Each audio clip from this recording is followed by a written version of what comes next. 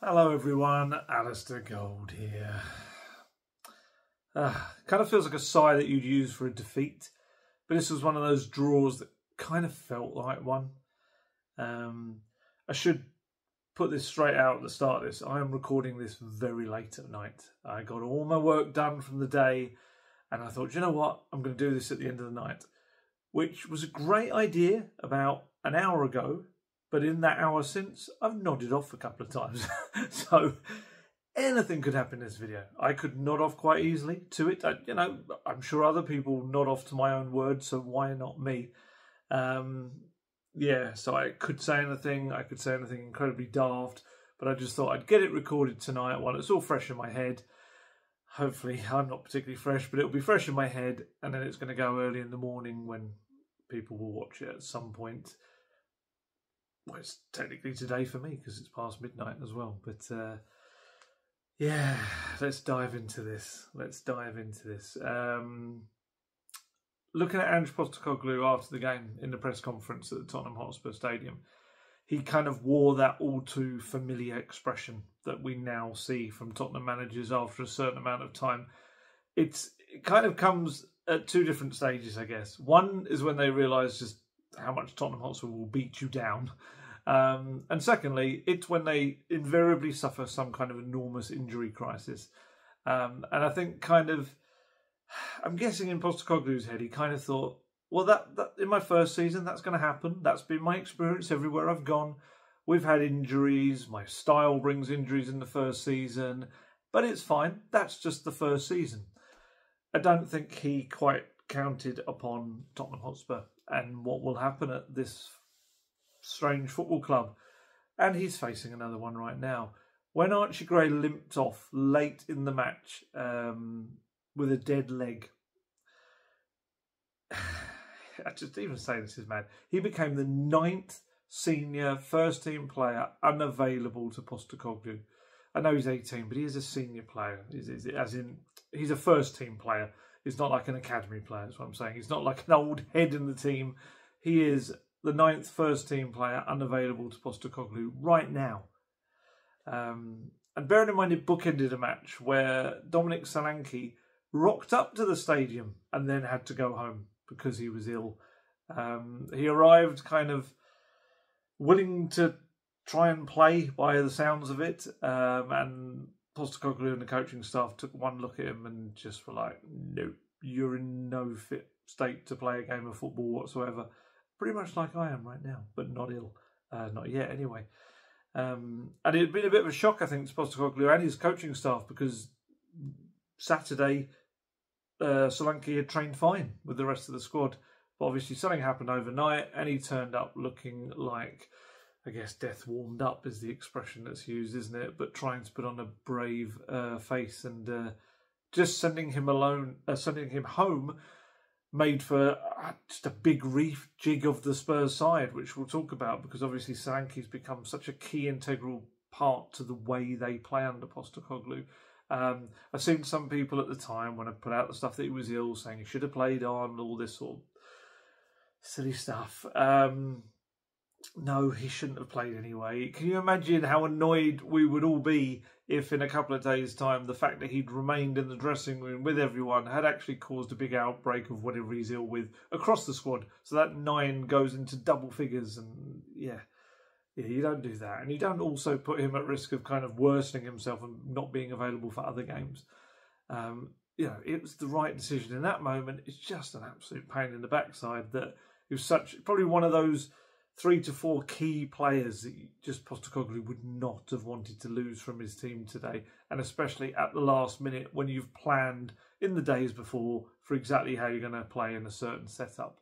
You look at Postecoglou's team right now. He's without his first choice goalkeeper, Guillermo Vicario. He's without his first choice centre backs, Christian Romero and Mickey van der Ven. He's without his first choice number 6, you could say, really, because Rodrigo Bentancur was starting the majority of the big games. And of course, he's lost all these attacking options that you would have to change games on the bench, like Richarlison, Wilson Odobert, even young Mikey Moore as well, not being available.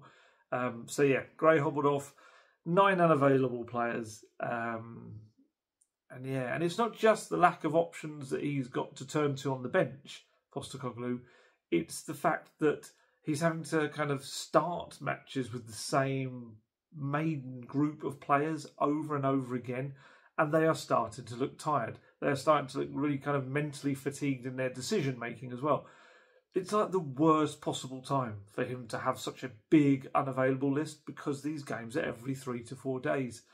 And it's pretty much why we got a match like we did against Fulham. It's pretty much down to it. I mean, it's not really rocket science. It's a match between one team that hadn't played a game. It was an 8-day gap between their matches, and another team that were kind of mostly being wheeled out 2.5 days later after, a quite end-to-end game, a European game against Roma as well. And it was there. It was all there. There's no, got 3 positives mainly from this game that we're going to talk about. But on the whole, it wasn't good. Bournemouth had 14 shots at Spurs' goal. Spurs had 8 at their goal. Forced had to make 5 saves to Bernd Leno's 2.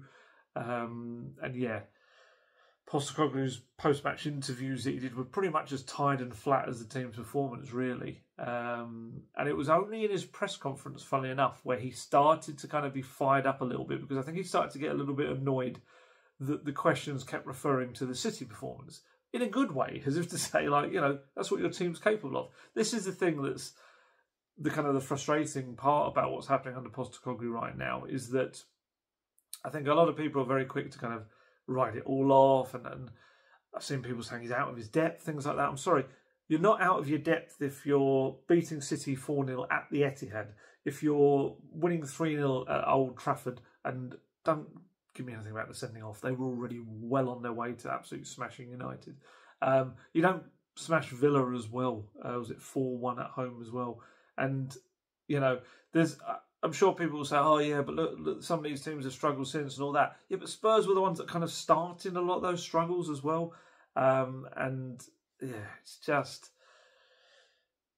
That's why I think the journalists keep pointing to this, because there have been some really big wins against big teams, and plenty of good performances for long periods, but not full games. And that's kind of the point. It's about the inconsistency of it all. And I think it just started to annoy him that this match in particular, 4-0 at the Etihad, which, what was it? City had not lost there in 52 games. I'm trying to remember now. And he said, look, we're playing a tough opposition, and it's not always going to go smoothly for you. I know people are going to keep using City as a reference point, but even against City, I was able to put on Timo Werner and Brennan Johnson. We had Vicario in goal. I guess people are looking for easy targets. But if people don't understand what we're dealing with at the moment and how the players are coping with it, I think it's fairly self-evident. We're going to have days like today where things are not running smoothly. All you can ask for is the players to give everything, and I think they did that and more today. After those quotes first went out, I've seen some people saying he was being disrespectful to Fraser Forster by saying, and we had Vicario in goal. I don't think that's what he's saying. He's not saying we had Vicario and now we've got Fraser Forster, especially as Fraser Forster was excellent today, but we'll talk about that. What I think he's just saying is, even since that game, I've had problems that have meant I haven't been able to have 2 strong attacking options coming off the bench. I haven't even had my goalkeeper, my first choice goalkeeper, is changed. He's essentially saying there's been 3 changes even in the 8 days since that game took place. That's kind of what he's saying. And he said, I think I've had already probably 3 questions on the Man City game, and why can't we repeat that? And like I said, I think if you can't see that, even in 7 days, we've copped a couple of significant blows since then. I think, it's too easy to say, well, let's just play like we did against Man City every game. And it somehow, again, seems with this club that whatever it is that we do well is then used as a millstone to bring us down at every other opportunity, which is an interesting one. I've never really thought about that. I guess from my perspective, as I keep saying, it's really important that we don't react to any of that and just stay focused, because I just sometimes feel like, especially the players we've got at the moment, they're just really working hard for this football club to try and progress to where we want to be. We're in good shape. We're still in good shape. We're still in a decent position in the league. We're still in the Carabao Cup. We're in a decent position in Europe. So it's about us maintaining our focus on continuing to develop. It's a weird Premier League this season. Before the game, I was telling a couple of people of my plans that were foiled by Tottenham conceding 1 goal. It's so annoying. if they hadn't conceded Tom Kearney's goal, this is what the alternate universe would have looked like when I'm recording this video. So Spurs would have been 3 points off second place. They would have been the top scorers in the Premier League, but also only one team in the Premier League would have conceded fewer goals than them, which I know that doesn't fit the whole Spurs are open and liable to everyone scoring goals against them kind of narrative. Only one team, Liverpool, would have conceded fewer goals than them this season had they just kept out Tom Kearney's shot. And it's just ridiculous. And it sounds ridiculous. And again, I spoke about this all the time. It's a favourite expression. I think it was Postecoglou used to say it all the time. Fine lines. And that's what it always is. Was it Postecoglou? Sorry, I actually meant Pochettino. It may have even been one of the many other managers I've covered in my various sports reporting career. But someone said it, and I'm far too tired to remember who it was. But yeah, fine lines in football is just ridiculous. So just that single goal kind of stopped that stat that probably would have surprised a lot of people had I said it. Instead, it was a draw, 1 goal conceded, 1 goal scored. So Spurs are 3 points off 4th place rather than 2nd place. Still the top scorers. Still only technically 3 teams have conceded fewer than Spurs in the Premier League this season. And it just, I guess that's a measure of the league more than anything. It shows that other than Liverpool, everyone's pretty much being inconsistent this season. But that's not going to last. That's the problem for Spurs. They're going to sort themselves out fast, really.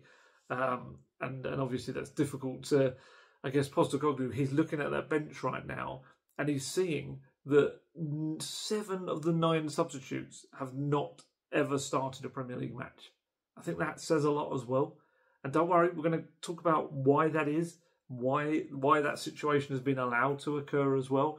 And again, of course, this is something I think we all kind of overlook slightly, myself included, when you're talking about squad. If you take 9 players out of any squad in the Premier League, it's suddenly going to look incredibly weak. It's just the way it is. You could build the biggest squad.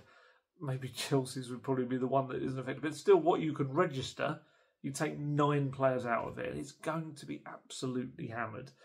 But still, to have 7 of the 9 on the bench never having started a Premier League game is mad. And one of those 2 that have started a Premier League game is Sergio Reguilon, who, let's be honest, you would probably need Thanos to click his fingers and make half of the Spurs team or squad dissolve for him to even get a real look in. I wonder whether he was just purely on that bench as a kind of a, here, you need to help me in January. Look, I'm even putting the guy that was meant to leave last summer on there. And, you know, we've had games where he's had 2 keepers on there and things like that. And look, I've got to stress, this is not to excuse Postecoglou at all.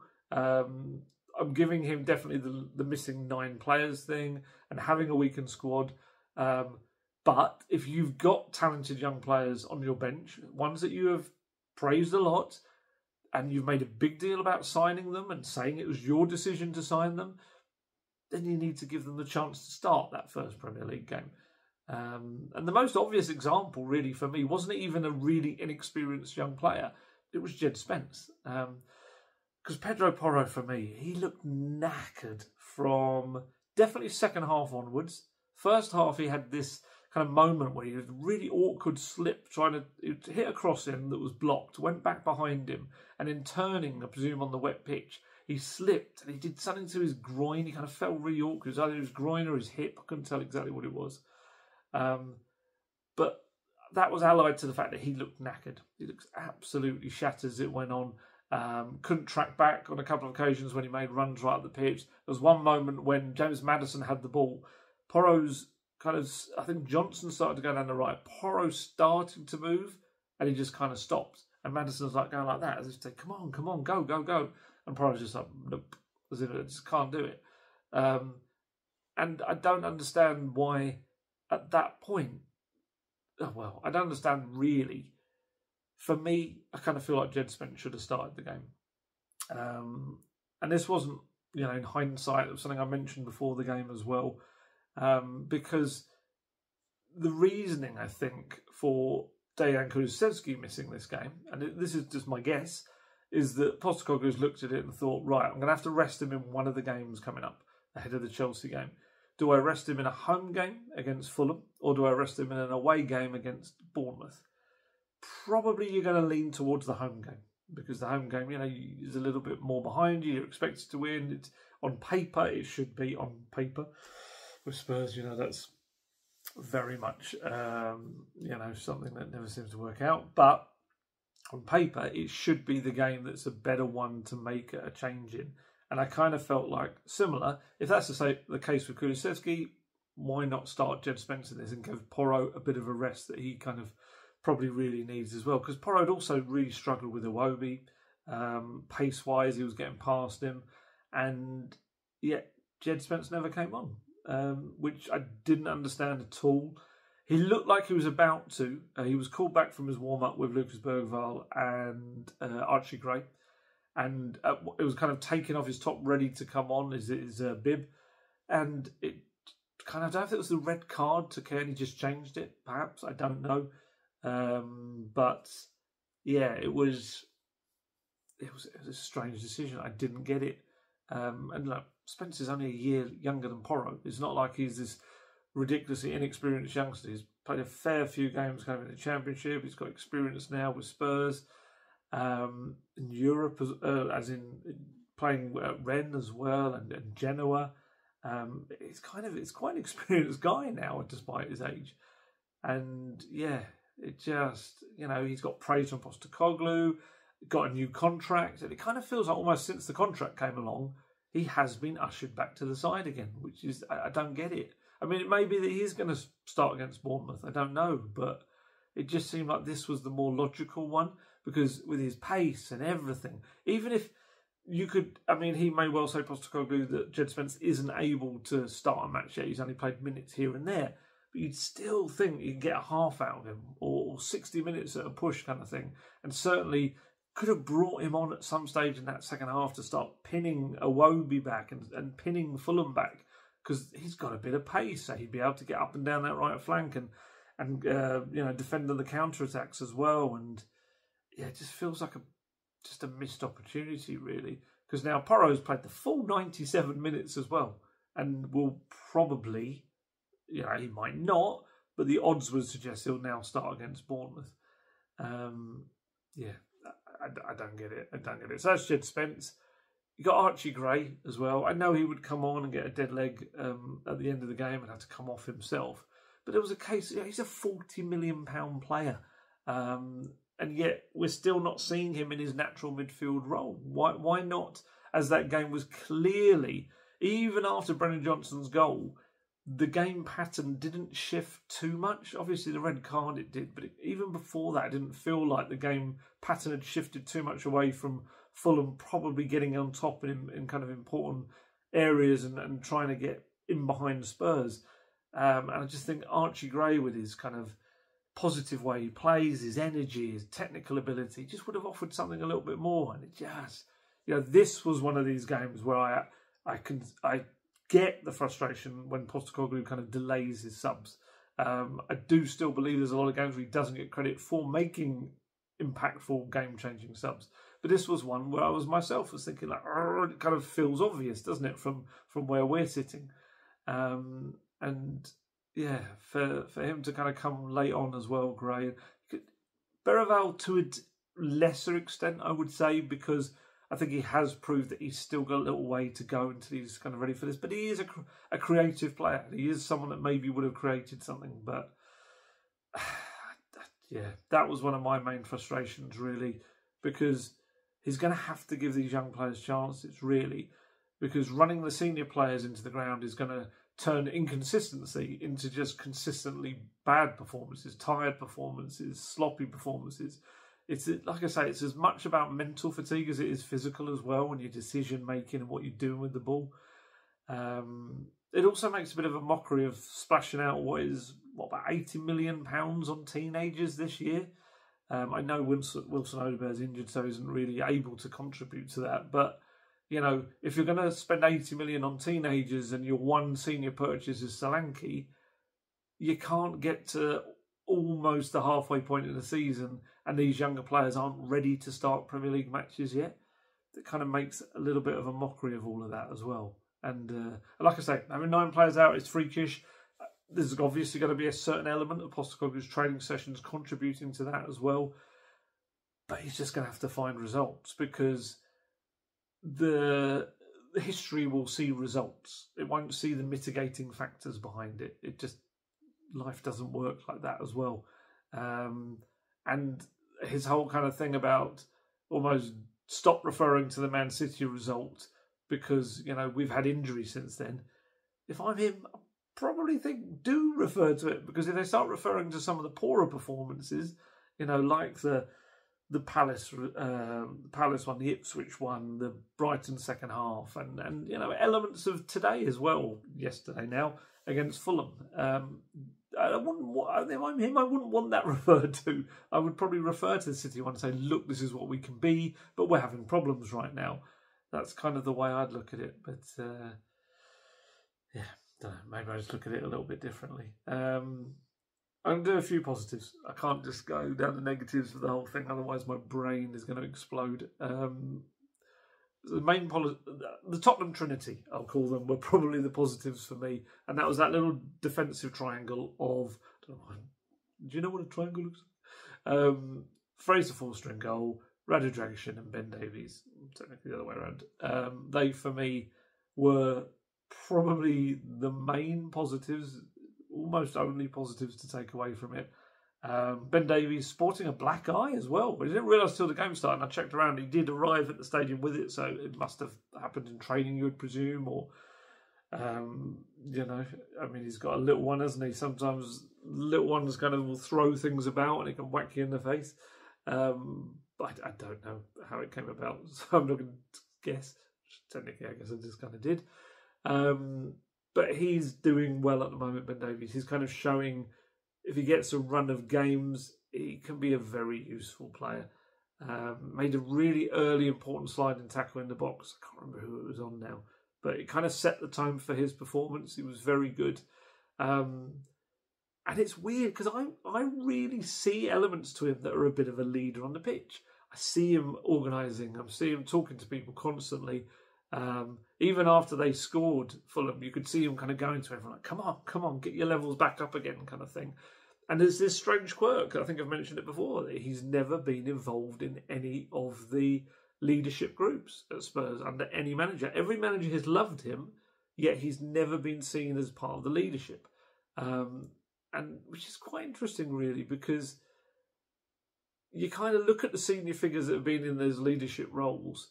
And George Sessions from Press Association made a kind of really good stat, which I'm going to link into this, because Spurs have been in 3 finals during Ben Davies' decade at the club. They've lost every one of them under these kind of other leaders that the club's got. Do you know how many minutes Ben Davies has played in the 3 finals that Spurs have been in his decade at the club? Not a single minute. And it's like, kind of sometimes you get these people that say like, oh, Ben Davies, everything that's wrong with his club, all this sort of stuff, mediocrity, all that.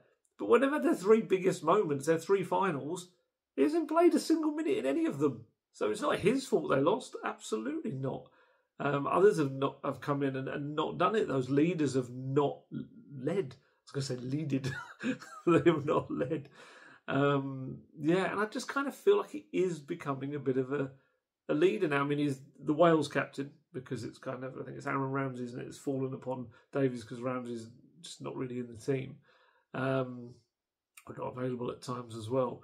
He's been elected to the PFA's new players board as well. So maybe he's, sounds very simplistic, but maybe he's just finding his voice. Maybe he's just more comfortable within himself to kind of talk to these younger players. And I don't know, I feel like he is becoming a leader, but he's not part of the leadership group even now, the Postecoglou, which is a strange one. The only sign I'd say of his limitation that we saw against Fulham was a little moment with his pace towards the end, or lack of. Fulham broke. It was all because Destiny Udogie slipped. It was a really unfortunate slip. The ball kind of was knocked forward. I think it was Harry Wilson flew down the right-hand side. And Davies, Spurs left, Fulham's right. Davies kind of tried to keep pace with him, just about managed to kind of almost hang on alongside him, but never really was in a position to make a tackle on him. And yeah, that was the only moment for me where I thought Davies looked a little bit vulnerable. Overall, I thought he did really, really well again. And yeah, I think his presence has been a big factor in Radu Dragic playing well as well and looking more and more settled within this Spurs team. And also just mainly because even simply looking at it, because he can play on the right and Davies is going to be the left footer. I just thought Dragic got better and better as the game against Fulham went on. He was breaking up attacks, using his strength. He pushes a lot. I've noticed this. You might notice this as well if you haven't already. He'll often go up to players and just give them a shove. And he gets away with it for some reason. Yeah, I don't know. I was trying to remember whether he did it on Foden, the build-up to one of the goals, maybe third or fourth goal at the Etihad. But he did one like right on the touchline. He just kind of, it's very blatant, but he kind of gets away with it. I don't know how. But he's using his strength mainly. And he was also a threat at the other end. A couple of big towering headers. One, Leno tipped over. One flew just wide, if I remember correctly. And yeah, and that Wilson break down the right that Ben Davies couldn't stop him. Dragic made this fantastic interception in his own box ahead of Muniz, I think it was. And it's one of those where we've seen so many times the defender, even if you get it a fraction off, that ball's deflecting off you and into your own net. But Dragic did this perfect sliding interception and knocked it back across and off for a corner. Yeah, I thought Dragic was really good. He was quite unlucky with Kearney's goal as well, because it kind of flung his head at it. It was almost like he gets the briefest of touches off his top knot, and it just still goes in the inside the right-hand post, when just a little bit more hair, I don't know, or head would have maybe knocked it past the post or against the post. Yeah, look, the stats say everything about the two of them as well. Dragic made 3 tackles, 1 interception, 5 clearances, and he won 6 aerial duels, which is madness, but he's a big lad. And was the best in Serie A in the air before he came to Spurs that season. Ben Davies, 4 interceptions, 7 clearances, 3 shots blocked, won 2 aerial duels, and they both used the ball pretty well, passing it around. It wasn't them that kind of any trying to move out, get out from the press wasn't really their fault. I felt like the midfield were quite slow to move it on. The attackers weren't moving very well. I wouldn't lay fault at their door at all. Postecoglou was asked about both of them, the defenders, the centre-backs, and he said, Fulham ask you a lot of questions. They've got some pretty aggressive full-backs and wide players, and I think they're number 1 in the league for crosses into the box. We had to deal with that today. Benny and Radu, sounds like members of ABBA or something. Benny and Radu have been outstanding throughout this spell. I mean, there aren't too many teams in the league who have both their centre-backs out. I've seen so much violin playing over one centre-back out, but we're just supposed to get on with it. And the beauty of it is these boys are, and I love that. I love the character they're showing. I love the fact that they're not seeking excuses or wanting me to make allowances for it. But at some point, I need to also acknowledge the massive effort that all these guys are putting in. Radu and Ben were outstanding again today. And there's a decision coming for Postecoglou when Romero is fit, whether that is Bournemouth or Chelsea or later. Because if you're to presume that Romero comes straight back in, who does he play alongside? Again, question for you in the comments. Is it Ben Davies? And I'm very aware I've said Ben Davies when I told myself I would say Ben Davis, as it's meant to be said. Is it Davis? Is it kind of provide that balance? So you have a left footer and you have someone on the right. Should it be Radu Dragic as more of a player for the long-term future at Spurs? But then you're probably awkwardly putting him on the left-hand side of the defence where he doesn't look as comfortable. Some might even argue, should Romero come straight back in? Bearing in mind Dragic and Davis are in form. And there's a shout to that. Romero was not playing at his kind of highest possible standards before his injury. So I would be surprised if fully fit he doesn't get back in the team, because I think Postecoglou likes his whole mentality, likes the aggression of what he does, and he kind of feels like he puts Spurs on the front foot. So I would be surprised if he doesn't. It's a tough choice if you're then picking one of the other two, because you've kind of got that organisation, like I said, from Davis, but you've also got the power and the aerial ability of Jagishin from set pieces and things like that. So, yeah, Fraser Forster was praising them both after the game. He said, I think it's hard when you come in for a game and then you're out. You know, if you get that run of games, you develop those relationships with the players you play with, but they've been brilliant. Last few games especially, they defended really well, strong, been really good on the ball, and just keep growing and growing. Obviously, Ben's been here a long time and he's a top player. You wouldn't be at a club like this if you weren't. And it was nice for Radu to get a run and get settled in the team. So they've been brilliant. Just a little unlucky on the goal. I think it takes a little nick off Radu maybe, but they've been brilliant. I think we saw the same on Thursday night.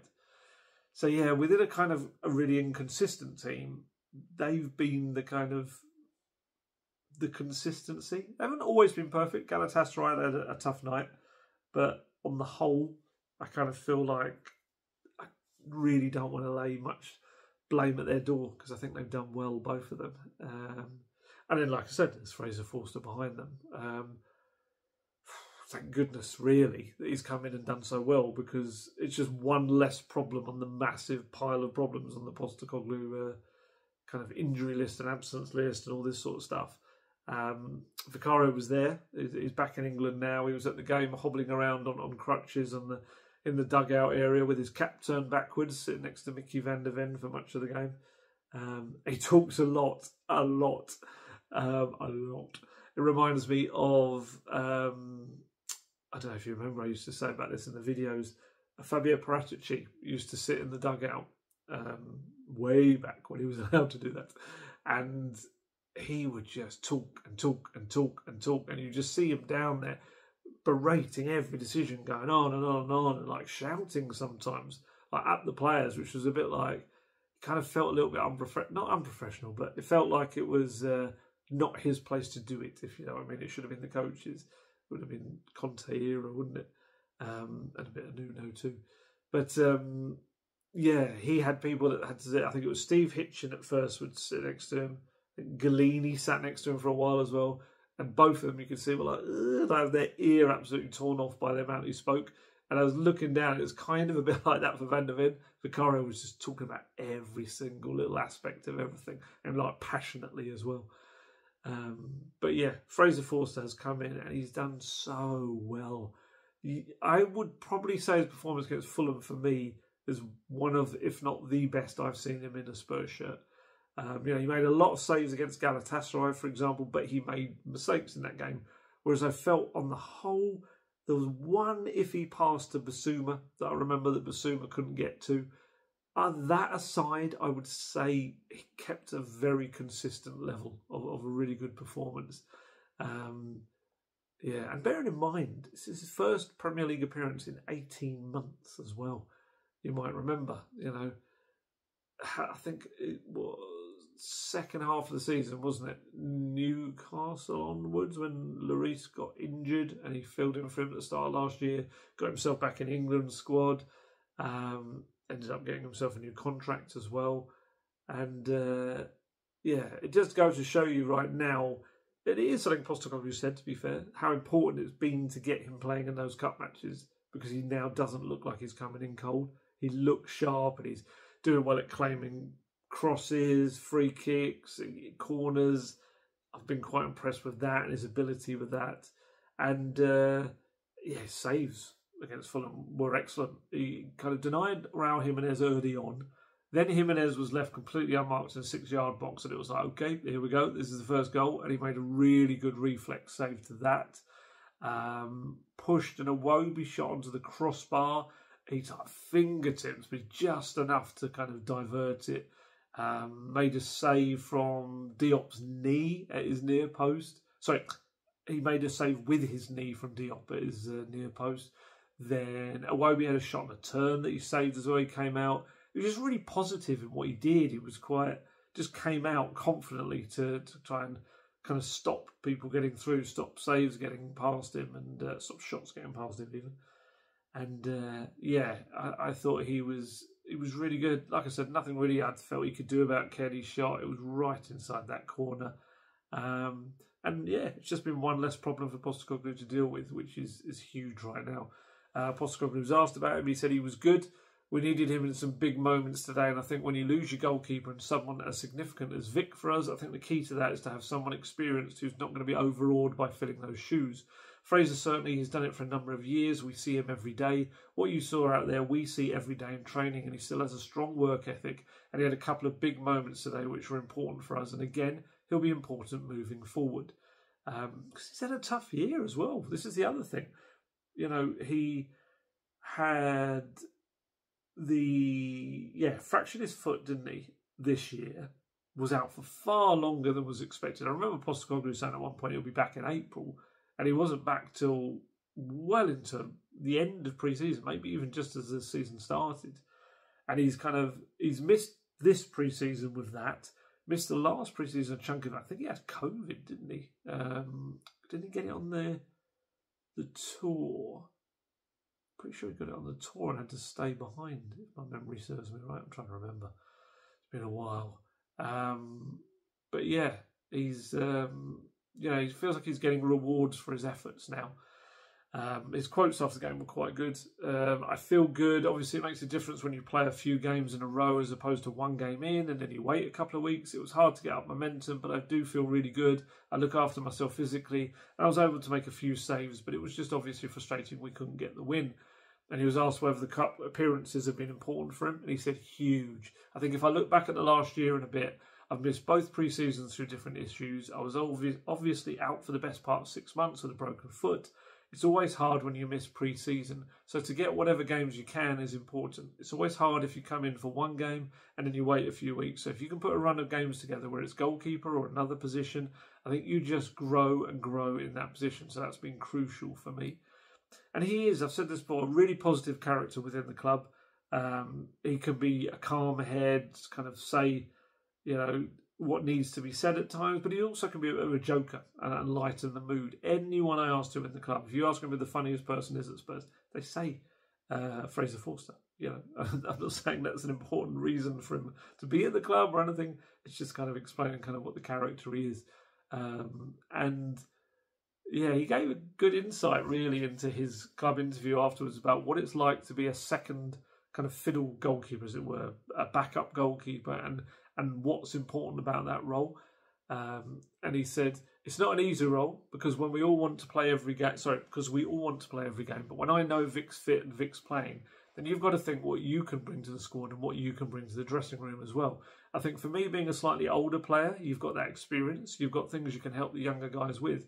You can keep your energy high, make sure everyone's coming in and working hard, but enjoying being at the club as well. So I think that's very important for the lads who aren't necessarily playing. It's easy to get frustrated, but I think you've got to bring whatever you can to the dressing room and help the lads who are, and ultimately as well, work hard and be ready when you have to play. So yeah, I'm really pleased for him that he's doing well, because it was another one where everyone was, I think, fearing the worst, and he's come in and done very well so far. So that's probably it for the positives. I think I have to go back to the negatives really, and pretty much a lot of that comes in the attack against Fulham. Really kind of quiet or poor performances. I did feel like it really showed how much they miss Solanke, or a player like Solanke that plays in that kind of holding the ball up role. And, for all of his hard work that he does on the pitch, his movement, his strength, his kind of positions that he takes up, they've got no natural replacement for it. Richarlison is the replacement for that. And Richarlison, unfortunately, is on one of his, unfortunately, too frequent injury sojourns, isn't he? He's not going to be back until the new year. And when Solanke plays, the team know they can pass him the ball. It's going to stick up top. And that allows them to kind of all surge around him and be it must be a terrifying sight for the opposition, because he's got the ball. They know he'll find them and they all can just fly at the opposition. Without Solanke, without Richarlison, Postecoglou kind of has to go to plan C, which was plan B last season, but is plan C this season because of Solanke's rival, and that is switching Sonny back into the centre from the left wing. It's a shift that has worked in the past. Most of his goals last season came from the central position because he was having to fill in for Richarlison. And we've seen him do it, when Kane was out. And we've also seen periods where he's played. I mean, under Mourinho, a lot of the time, Son was probably the furthest forward striker with Kane coming back as like a deep line playmaker. So we know he can do it absolutely fine. And, he did it to devastating effect against Everton earlier this season. But the key to having Son play as your central striker is you've got to adapt to that. You can't play in exactly the same way you would if there's a Solanke or a Richarlison up there, which I felt is exactly what Spurs did. They just kind of kept whacking the ball to Son and trying to expect him to hold it. But he's not that kind of striker when he's in that position. He's not going to hold the ball up most of the time. He hasn't kind of got that strength to stop the big centre-backs whacking him kind of from behind and getting the ball. He's not going to win you the ball in the air like a Solanke or a Richarlison does. That's not his game. But what he will do is he's going to be a very strong, willing runner with obviously skill on the ball when he can race his forward with it as well. But if he's going to run in behind, you've got to get the right passes. And if it's a team that's going to sit deep and be compact, you've got to find different ways to make that happen. And they just didn't, Spurs. They just kind of had, again, I know it's late notice having to change the striker and the way they were playing, but they've played with Sonny like that up front before and they found solutions and they just couldn't do it. The other issue, of course, right now is Sonny is seemingly going through a dip in confidence. It just feels like he's doing that thing where, I've said this many times over the years, the best version of Sonny is the instinctive one, when he doesn't have to think about it, when he just goes into a moment and the decision comes naturally. Whether that is a pass, whether that's a shot, whatever it is, whether it's running through, you just know he's in the groove. But when he gets into this little bit where he's almost getting inside his own head and overthinking things, he'll miss chances. And, he had a couple of chances early on in the game. One, Leno saved with his foot, I think it was, or his leg. And then there was another one where Sonny, the first one was made really well actually by Werner, pressing and winning the ball back. And the second one, I'm trying to remember how the ball got to him. I think he kind of intercepted a loose back pass, I think it was. But he just couldn't, I think if he'd hit the ball first time, probably a goal. But he just took that little moment that he doesn't normally take when he's confident. And he just, probably one of his quietest displays for a while from Sonny, I felt. Even normally when it feels like he isn't contributing, you look at the stats and you realise he has been. He's got racks up loads of key passes to the team. But I looked up and he hadn't, one shot, one key pass, one tackle when he was dispossessed twice. And that was pretty much it. I was trying to remember little highlights from his game and nothing was coming to mind. It was put to Postecoglou after the game that, he's only scored 4 goals this season. And obviously only in 3 games because he scored 2 against Everton. So, it's just essentially it was put to Postecoglou by a journalist that Sonny's struggling a bit in front of goal. And he said, you could say that about a number of our players though. The key is to stay focused and Sonny will. It's not like he dwells on these things. That's what the best goal scorers do. They don't dwell on it for too long. And I don't sense in him that he's worried about it because he has proven himself for year after year at this level. We have had different players go through those spells at different times. The key for it is to maintain focus and not dwell too much on what has happened before. I'm sure the goals will flow again for Sonny soon. I think the other problem for Sonny, which he wasn't helped with, was the main playmaker in the team, who would be providing the balls through to him to score. James Maddison was pretty much equally ineffective. Other than one low free kick that deflected against the post, very much struggled to try and think of highlights in Maddison's performance as well. And it was one of those where he was put on the bench, 84th minute was taken off, and he sat on the bench like really shaking his head kind of thing. And again, that may just be frustration of the game. He might be frustrated that he's come off. I'm sure it is because he wanted to change things around. But the problem is, he's made that big kind of statement, didn't he, after the City game where he was brilliant, scored 2 goals, that, it's down to him to kind of, he wants to constantly prove that Tottenham are a better team with him in it. And that wasn't in evidence against Fulham. They didn't look good with him in it at all. He wasn't providing a lot of things that they needed him to. And, he just wasn't good at all. And then alongside him, we got Basuma and Sarr. Even Basuma and Pat Mansell, both very kind of mixed performances. They both very similar in that they do something really good, they intercept the ball, and then in the next action, they'd give that ball away again.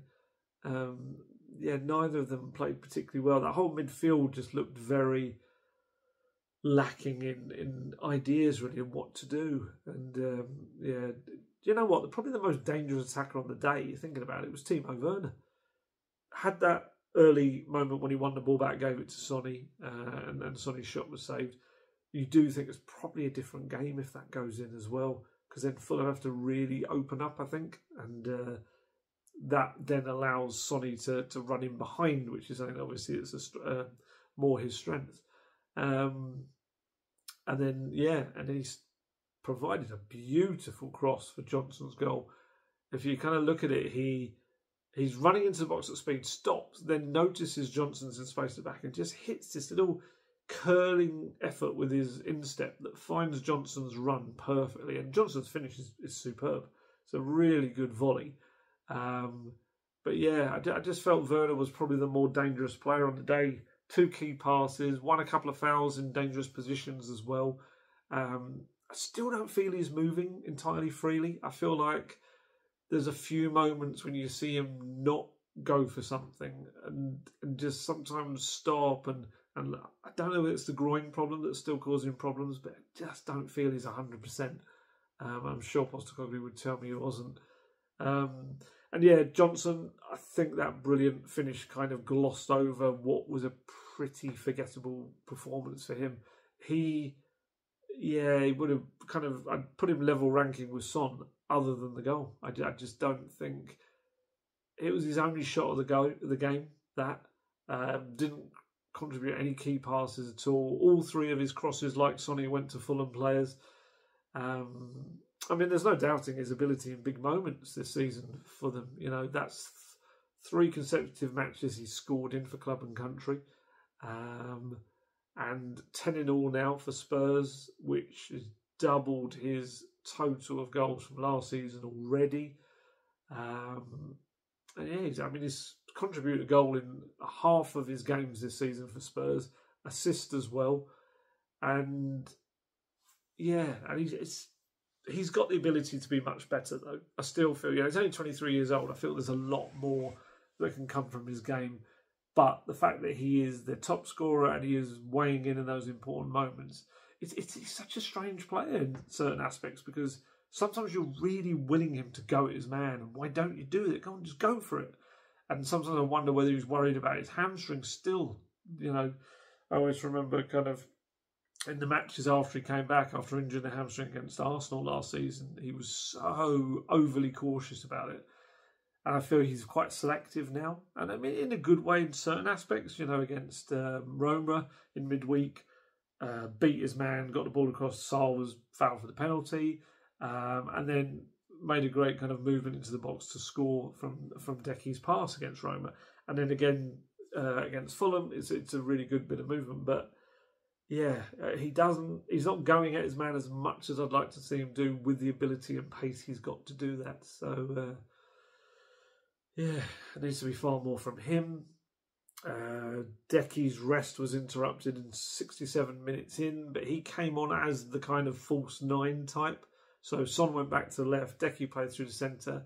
He only touched the ball 13 times. It just didn't feel... It made sense. I didn't...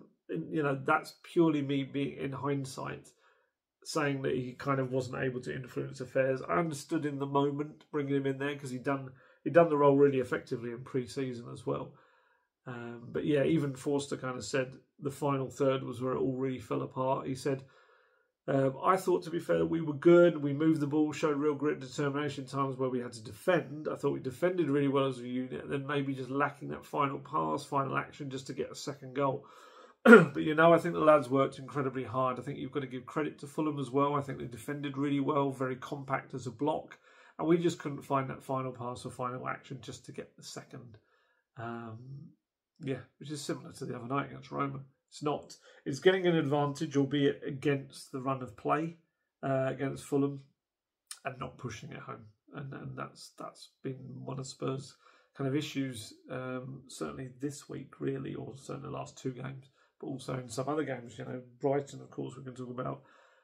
Oh, I'd rather not though. Look, and I think it's all pointing to just needing some additions in January, just stocking this squad up. It's been said that Postecoglou has spoken about as not wanting just players almost for the sake of it. I'm still sure it'll be very targeted players that will work in his system, but I did feel like in his press conference ahead of this game on Friday, he was more kind of leaning towards just wanting more bodies in. He's had these meetings with Johan Lang. They've discussed the strategy for the January window. And he kept saying, if the squad requires it, we'll make a move. But it does at the moment. And I don't think it's going to clear it up to a huge degree. We'll see. Because the problem is you can have as many players as you like coming back, but this is Tottenham Hotspur. There's going to be players replacing them in the treatment room. It's just the way, something about this club. I kind of feel like he needs another winger. He's got Heung-min coming. Heung-min, I've said this before, they're going to take it very carefully with. He's only 18 years old. He's coming this month to settle and start to get used to things, but he won't be able to train until training the first with the team when his registration kicks in. Because, I don't even know, that's a grey area really, isn't it? If he gets injured or something and things like that. He would certainly be on the bench in a day like against Fulham, because of the numbers, but I think they are going to be careful with him if everyone's fit. I'm sure there'll be some people questioning why he's not in this squad or that squad, and it may be just that they're bringing him through. But if they don't have the numbers, again, Luca Williams-Barnett on that, having to be on the bench despite the fact he only turned 16, was it last month? Or the month before, actually, I think it was October. It's like, I think they're going to probably need him still at that point. Probably still feel like another left back's required. If you can't use Jed Spence in Europe, you're not using him at all anyway. You're having Archie Gray's having to fill on every single side in every game, every other game. I just feel like just get a left back. You're going to need one anyway. Davis, his contract's going to have an option that's on it. It's going to be extended. Spurs are going to take that up. So if he definitely does stick around, no one wants to buy him in the summer, he's going to be a centre-back. It's not going to be seen as a left-back. You can see that. So they're going to need a left-back regardless. And I kind of think there's a growing case now for a new striker to be brought in as well. Maybe it's someone that can play as a winger but also as a striker, a bit like Richarlison did. And it's just, can Postecoglou truly trust Richarlison anymore? That's the big issue really, isn't it? I know it sounds harsh to say, but it's just his injury record's been so dreadful. £60 million in 2022. He's had some real moments when he's made an impact, but they're just so few and far between because of the amount of injuries he's had. And look, he had Will Lancashire on the bench against Fulham, brought him on those final minutes when Archie Gray had to come off. Premier League debut for him, which is fantastic. But clearly, I think he is very raw, and I think Postecoglou sees that. I do wonder whether if you could bring in a striker and then Will gets a loan move in January look at someone like Dane Scarlett, who is really working for this season, Troy Parrott last season as well. If you get the loan right, and then the player can really kind of hit new heights and continue to really develop in the right direction. We'll see with Will Lancashire. I know there's some people calling for him to start the game and things like that.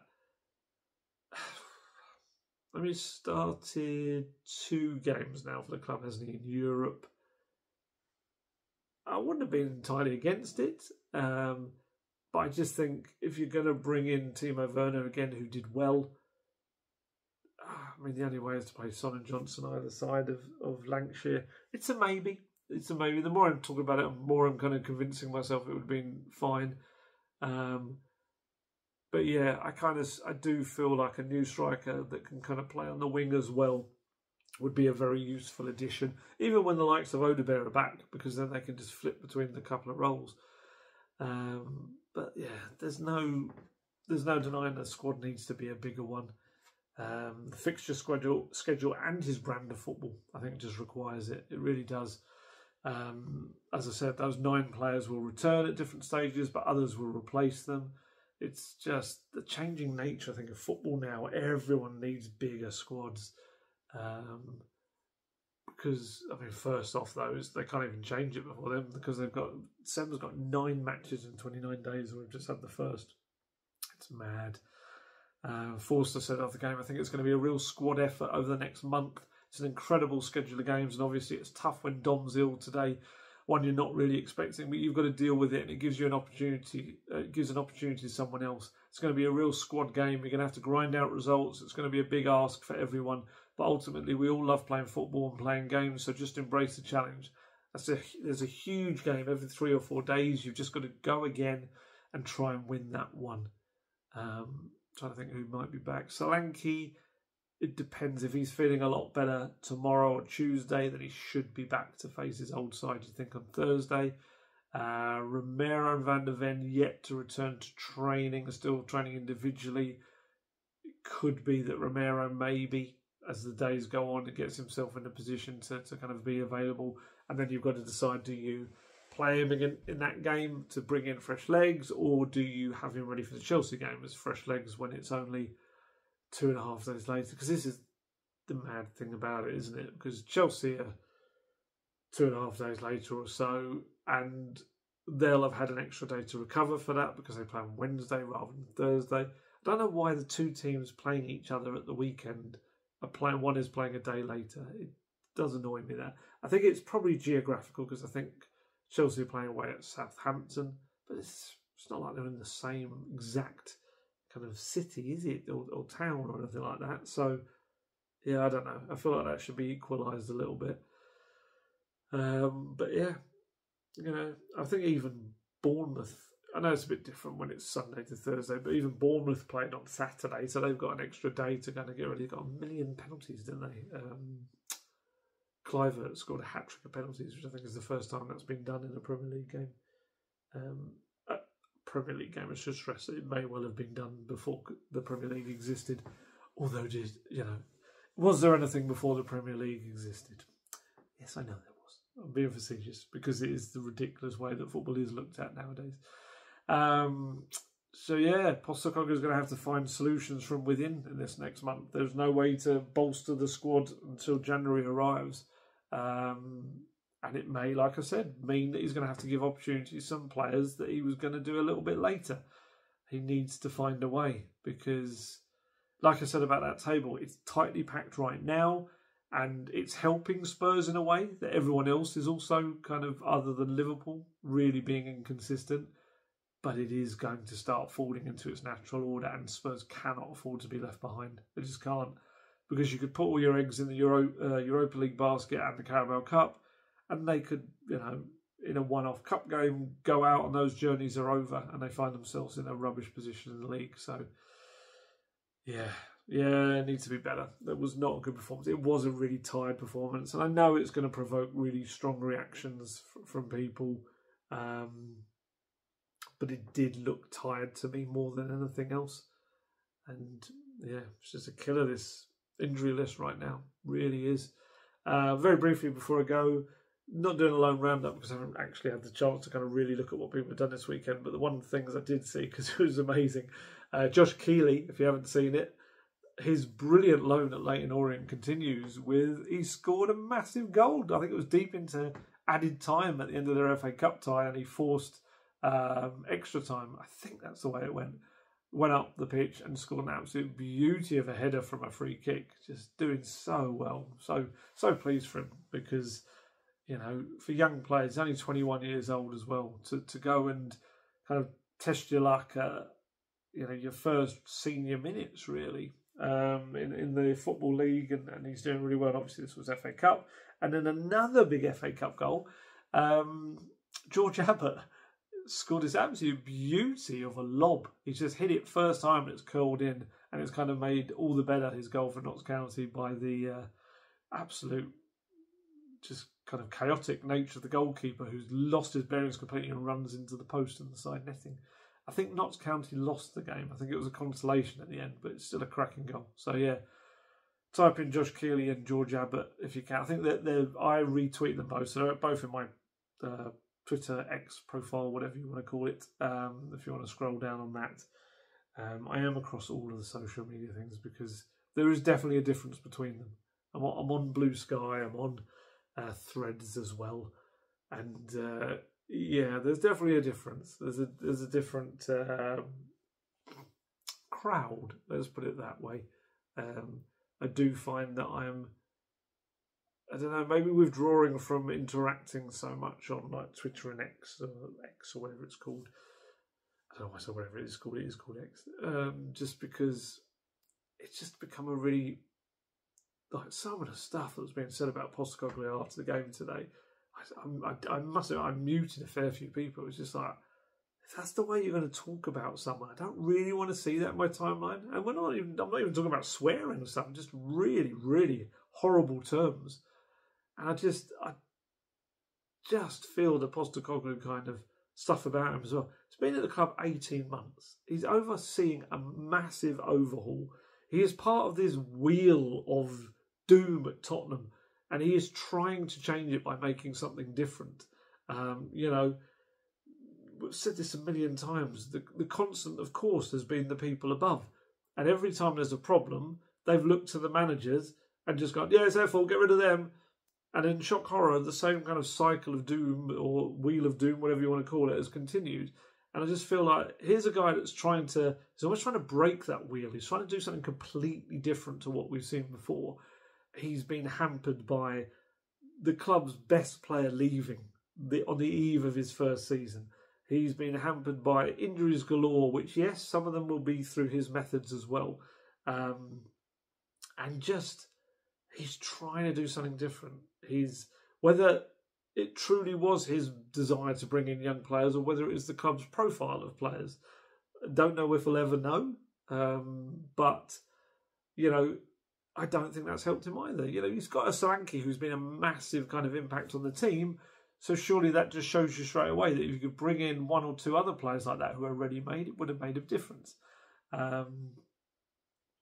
But we'll find out. It may shake out this season that the young players come to the fore and are brilliant because of the experiences they've had in this first half of the season. I don't know. But I just kind of feel like with Postecoglou, it's like, and I've said this a million times, I'm sorry, but I feel like we all want things to change. We want things to get better.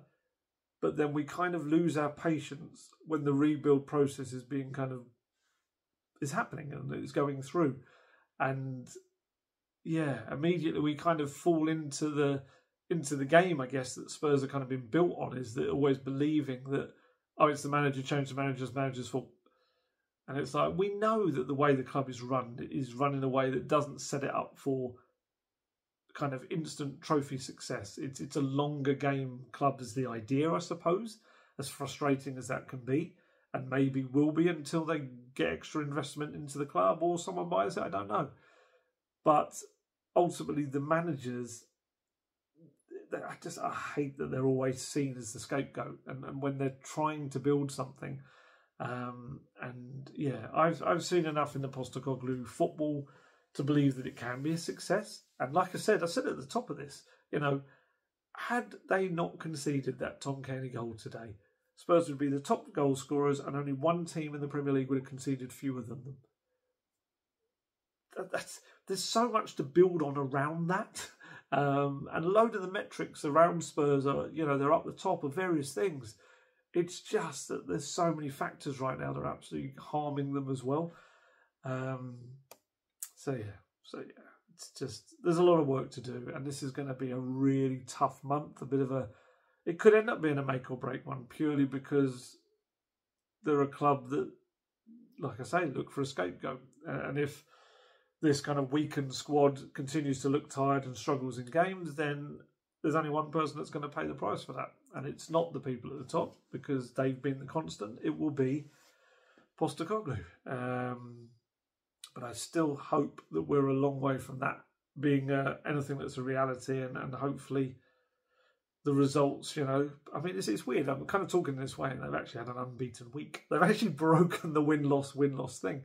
I know it's technically win-drawn, or win-drawn if we're looking at Premier League games. But yeah, I do believe that there's so much more to come. It's just frustrating at the little bits and pieces that are kind of tripping them up as they go.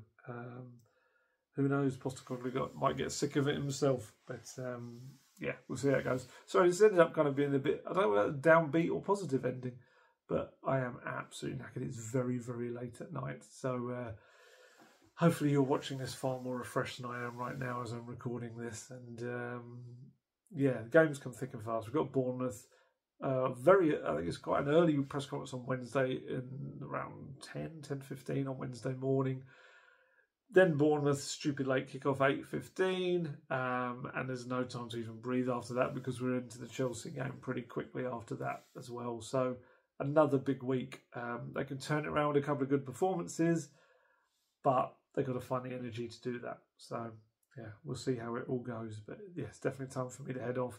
I've still got to upload this, and then I will get to sleep. But yeah, as always, stay healthy, stay safe, look after yourselves. I shall catch you later. Goodbye.